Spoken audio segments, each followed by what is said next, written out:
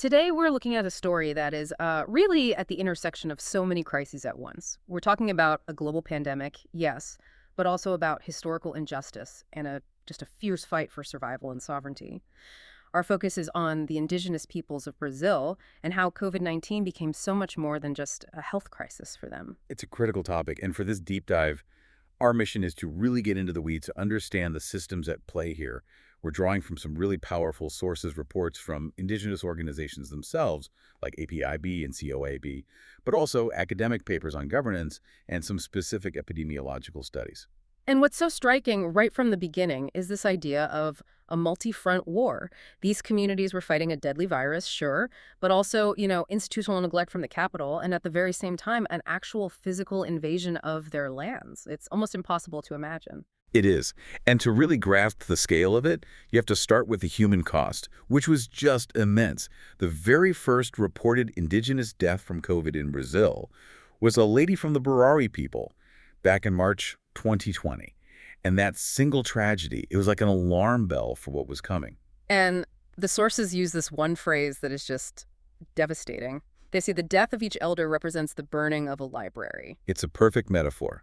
Because we're not talking about books on a shelf. We're talking about the guardians of the culture, the shamans, the midwives, the storytellers, the chiefs. These are the people who hold the oral histories, the medicinal plant knowledge, the languages, the spiritual traditions. Knowledge that isn't written down anywhere else. Exactly. It's passed down from person to person. So when an elder dies, that entire body of knowledge can just vanish instantly. For peoples whose history has often been actively suppressed by the state, that loss is it's a catastrophe. And this tragedy didn't happen in a vacuum. It was, according to the sources, amplified by a total systemic failure. Right. And that brings us to this core concept from the academic papers, this idea of the spiral within the spiral. Okay, what does that mean exactly? So Brazil is supposed to have this multi-level governance, federal, state, local, all working together. The spiral within the spiral theory says that when the central government, the federal level, became absent or even hostile, it triggered a second internal spiral. So the system sort of turned inward. Precisely. The federal government's inaction created this massive, deadly vacuum. And into that vacuum stepped state and local governments, civil society groups, and most importantly, the indigenous organizations themselves. They had to create their own systems of protection, often in direct opposition to what was or wasn't coming from Brasilia. It's like self-determination born out of sheer necessity. It's exactly that, a real-world test of sovereignty in the face of an existential threat. Okay, so let's unpack that. How did these communities, which are already so isolated, become such easy targets? The sources talk about a triple vulnerability that set the stage for this disaster. You have to start with the history. It's the first layer of vulnerability. Infectious diseases, especially respiratory ones, are what some medical experts have called the great villains of indigenous history in the Americas. Right, from the first contact centuries ago, and even more recently, like during the military dictatorship from the 60s to the 80s. Exactly. Forced contact, invasion of territories. It has always brought waves of deadly disease. So there's this historical and immunological vulnerability to foreign pathogens that's already there. And then you layer on top of that the second vulnerability, which is just a complete lack of modern infrastructure. It's not that the infrastructure failed. In many places, it just never really existed. We're talking about extremely remote communities. Sometimes it takes days to get there by boat. There are no local clinics, poor sanitation, no reliable clean water. So there's no safety net. When a virus like this hits, the system is overwhelmed on day one. Instantly. And what happens? People have to travel to crowded urban centers for care, which, ironically, just helps the virus spread even faster. And the third layer, the final piece of this triple vulnerability. It's the chronic health risks that were already there. If you look at the data from a state like Mato Grosso do Sul, for example, you see a really high prevalence of diseases like diabetes and hypertension in indigenous communities. Which are major risk factors for severe COVID anywhere in the world. A huge risk factor. But here, those conditions were often untreated or poorly managed. Why? Because of the distance to clinics, language barriers, and frankly, outright discrimination in the public health system. So you have this cocktail of historical vulnerability, lack of infrastructure, and untreated chronic illness. It was a perfect storm. So when the first wave hit, it must have been incredibly fast and devastating. Frighteningly fast. After that first loss of the Barricade woman, it was like a fire spreading. By October of 2020, indigenous organizations were reporting that more than half of all the 305 recognized indigenous peoples in Brazil had been directly affected. Wow. Over 150 distinct peoples in just a matter of months. It was a nationwide crisis. And the sources really point to the state of Amazonas as the early epicenter, the real catalyst. Why Amazonas specifically? Well, Manaus, the capital, is the medical hub for this vast, vast region of the Amazon. And its hospitals were already running near capacity before COVID. So when the virus hit in March 2020, the system just collapsed immediately. We all saw the terrible images shortages of ICU beds, respirators, and most famously, a catastrophic lack of oxygen. And if Manaus collapses, then the rest of that huge state, all the remote communities that depend on it, they're completely cut off. Completely stranded. But it gets worse. Because at the exact same time as this complete health system failure, the state government itself was imploding. You're talking about that corruption scandal. A massive one. A huge scandal involving the procurement of ventilators and other health equipment. It ended with the head of the state's health secretary being arrested. So you have a system that is not only too fragile to cope, but is also actively being looted from the inside during its moment of greatest need. That's a staggering level of breakdown. And it's a perfect transition into the role of the federal government in all this. Because what the sources describe isn't just neglect, it's something that feels much more intentional. The analysis from APAB in the academic papers is, it's scathing. They describe the federal government's policy, even before the pandemic, as an open policy of attacking the environment and the indigenous peoples. And when COVID arrived, that policy just solidified. It did. It became a posture of just total disregard for science, for constitutional law, for basic human rights. The focus was always on prioritizing the economy over health, on pushing back against any kind of lockdown measures that states or cities were trying to implement. And of course, there was the promotion of completely unproven treatments. Right, the chloroquine issue was maybe the most infamous example. And this wasn't just, a few words of support. This was an industrial-scale commitment. The Brazilian Army's own pharmaceutical lab produced 3 million tablets of chloroquine. 3 million, even as health agencies around the world and even in Brazil were warning against it. Despite all the scientific warnings, it was this massive diversion of resources, time, and public trust into something that just didn't work. And all that energy could have gone to buying PPE or oxygen or reinforcing health posts in remote areas. Of course. And at the same time, the very agencies that are supposed to protect indigenous peoples were being systematically weakened. The sources talk about the halting of indigenous land demarcation processes, which is a key legal protection for their territories, and constant attempts to undermine FUNAI, the official indigenous agency. But the most shocking detail for me was the budget cut. It's hard to believe. Right in the middle of the first wave, April and May of 2020, as cases and deaths were climbing, the amount of money paid for indigenous health was actually reduced by 100 million Brazilian reals compared to the year before. 100 million reals, that's tens of millions of dollars just gone at the exact moment it was needed most. It directly gutted the national policy for the attention to health of indigenous peoples. So when you put it all together, pseudoscience, the weakening of agencies, the budget cuts, it's very difficult for the organizations on the ground to see it as just incompetence. They saw it as something else. They termed it institutional racism. The argument is that the system's failure wasn't an accident.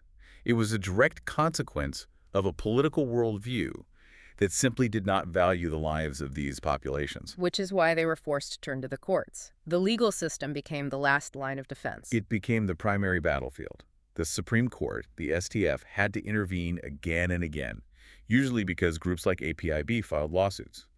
The big one was a legal action called ADPF 709. Tell us about that. Why was it so important? Because it forced the government's hand. APIB basically took the Constitution to the court and said, indigenous peoples have a right to differentiated health care.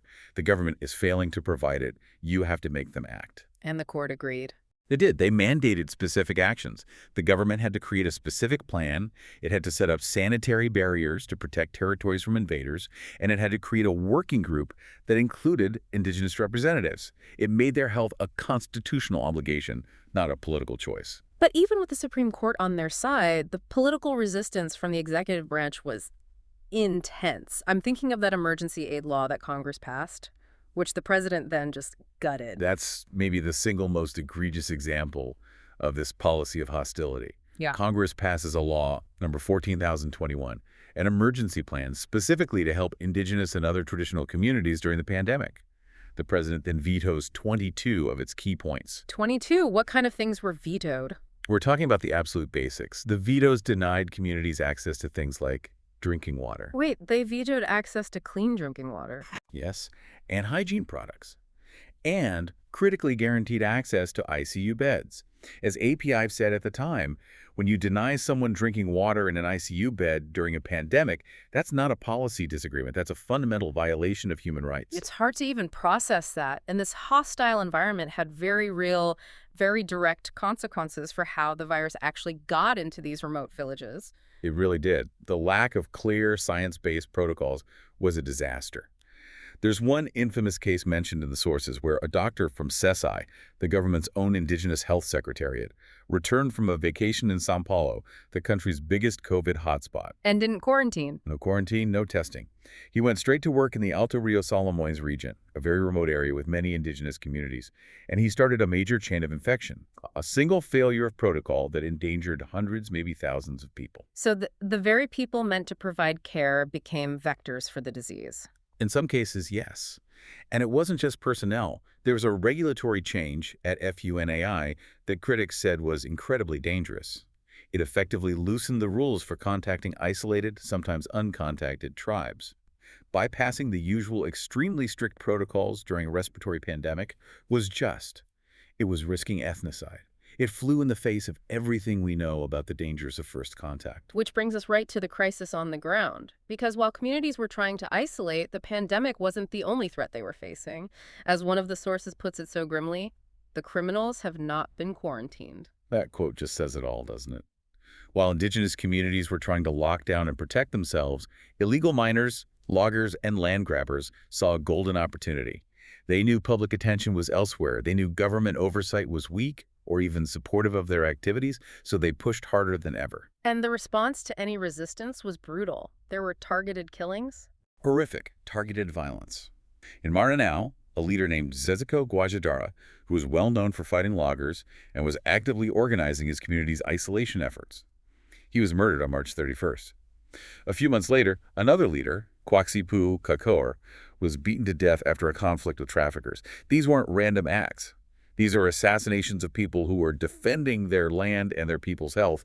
They're one in the same fight. The same fight. And which territories were under the most intense pressure? The Yanomami territory is the most alarming example. The Yanomami organizations denounced the presence of an estimated 20,000 illegal gold miners inside their land. 20,000! That's the size of a city, an invading army. It's a full-scale occupation. And they bring not just COVID, but also malaria, violence, and mercury poisoning.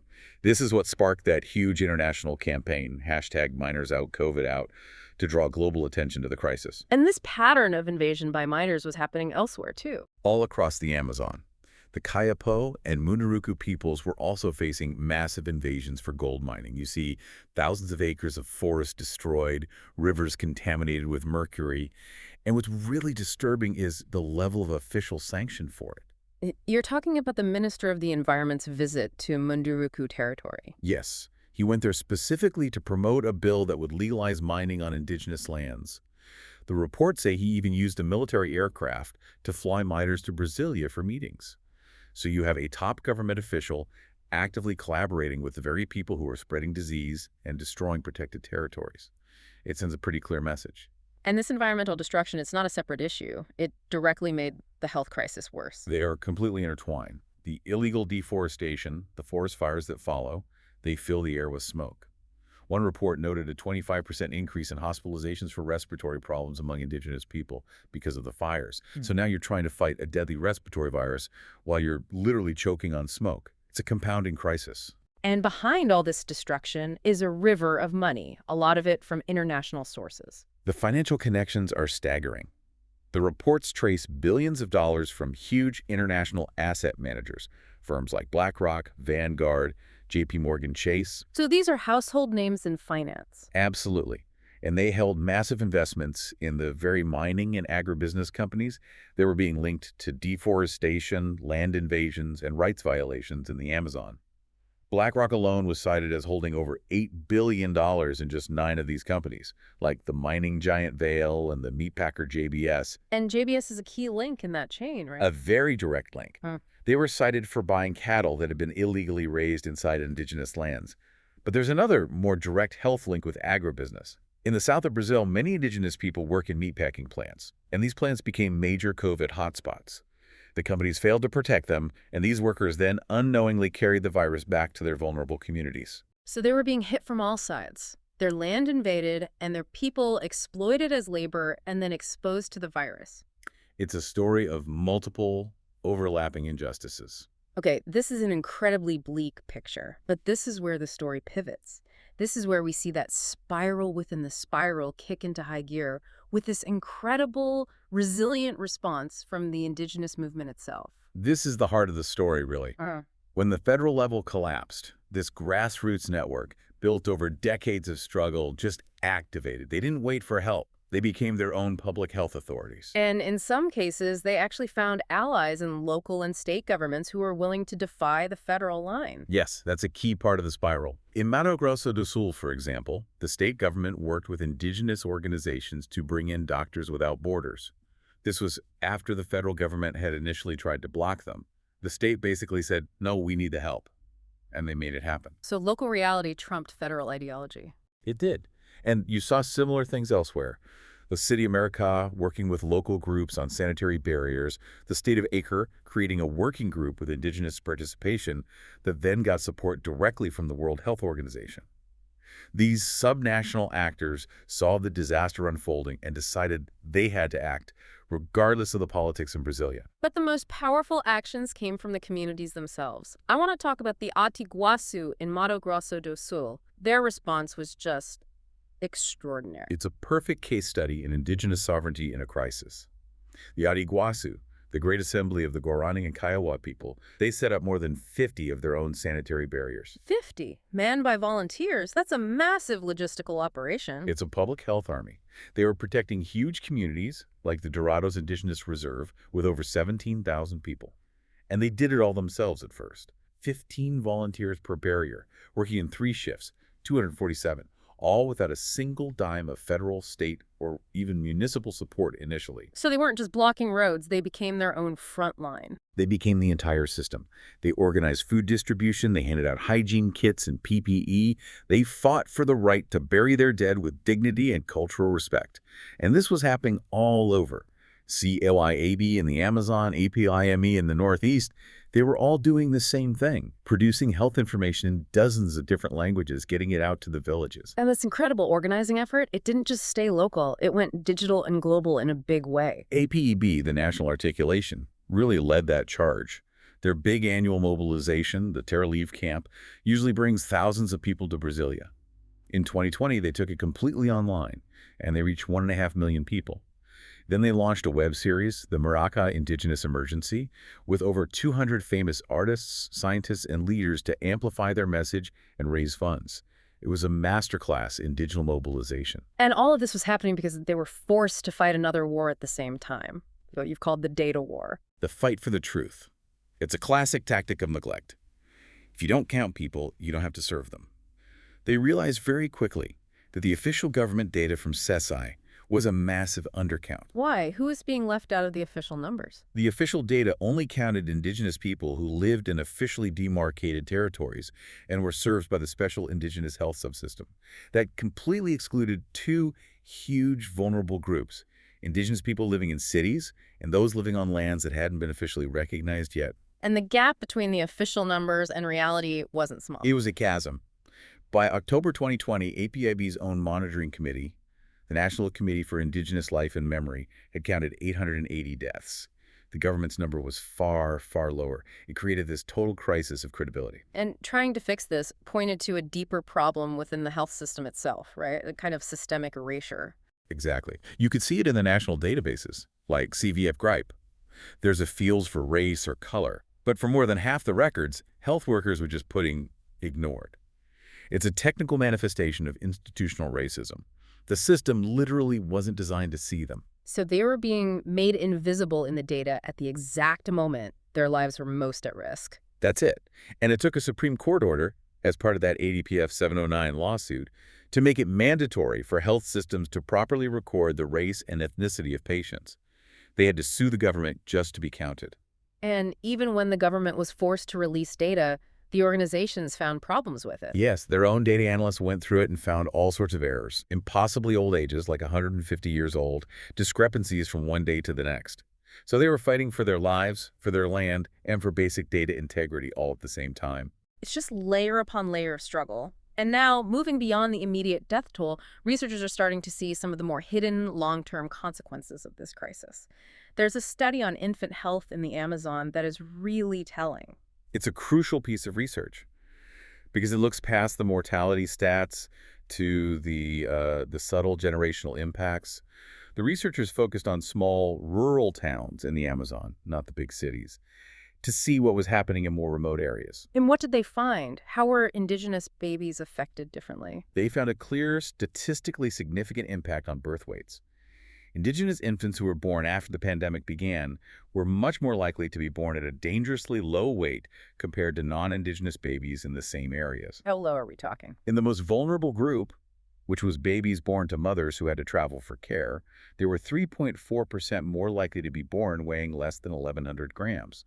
That's extremely premature and fragile. So the chaos, the stress, the lack of prenatal care, the food insecurity, it had a measurable biological impact on the next generation. A disproportionate one. It shows that the trauma of this period will have consequences for years, maybe decades to come, in the health of these children. It's a scar that mortality numbers alone just can't show you. And through all of this, the neglect, the violence, the data war, the legal and political pressure from the indigenous movement never let up. Never. That ADPF 709 lawsuit in May 2020 was the turning point. And in August, the Supreme Court voted unanimously to endorse their emergency plan. It was this huge legal victory. A victory that also got them major international recognition. It did. APIB received the prestigious Letelier Moffat Human Rights Award in 2020 for their work. And that kind of global spotlight adds more pressure back on the Brazilian government. It feeds back into that domestic spiral. But the leaders themselves, they connect this all back to something bigger. They are very clear that the health crisis and the environmental crisis are the same thing. That's the ultimate lesson here. The fight to protect their people from the virus became inseparable from the fight to protect their land. The great Yanomami leader and shaman, Davi Kopanawa, he articulated this better than anyone. He sees the pandemic as a warning from the earth itself. What was his message? How did he connect the disease to the destruction of the forest? He talks about Zawara, this epidemic smoke or sickness, and he argues that it's unleashed when the environment is violated. He has this powerful quote where he challenges the outside world, saying, "You white people need to think and see how this pandemic happened. Why are they not afraid when they kill millions of trees and fish?" For him, the recklessness towards nature is the direct cause of the human tragedy. He says the shamans are working to hold up the sky. Right. They are doing the spiritual work to maintain balance, but the physical destruction from mining and logging is making the sky fall. The pandemic made those invisible connections between a bank in New York, a bulldozer in the Amazon, and a virus in a human lung. Brutally, painfully visible. So this deep dive has really shown us a perfect storm. We have these historical vulnerabilities and then a political system that sources describe as actively hostile, which all combine to turn a global pandemic into a crisis of survival for Brazil's indigenous peoples. But at the same time, we've seen this incredible story of resilience and strength, of communities setting up their own health barriers, fighting in the courts, and demanding to be counted. And if you zoom out, the bigger picture here is that this crisis proves what the experts have been saying for years. The failure to protect indigenous territories, which are vital for biodiversity and for climate stability, is not just a local human rights issue. As Davy Kopanawa warns, it's a threat to the well-being of the entire planet. This spiral within the spiral shows that even under the most hostile conditions, grassroots action can force change. It's a powerful model for resistance everywhere. The shamans say they are working to hold up the sky. We've seen the power of local action, like those Alashiguasu barriers, when the powers at the center fail. So here's the thought I want to leave you with. If the fight for our planet's climate and our collective health truly depends on these indigenous territories remaining intact, how can the rest of the world best support this struggle for existence without taking over, without removing the protagonism from the communities themselves?